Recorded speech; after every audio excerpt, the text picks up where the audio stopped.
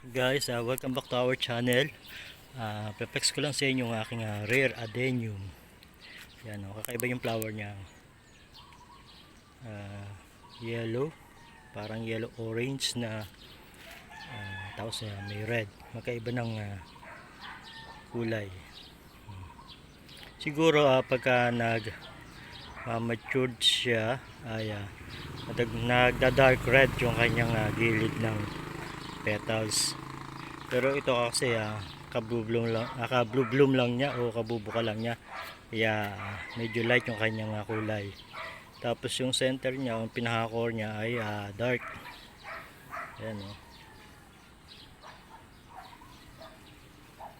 Ganda. Diba? So may mga ibang variety din ako ganito. Red, dark red. Dark red. Tapos meron din akong yan, tawag dito red dragon. Yan, meron din tayong ibang variety. Yan, pang update lang sa akin kasi minsan mahirap mag-isip ng DIY. Pero ito naman simpleng lady pink.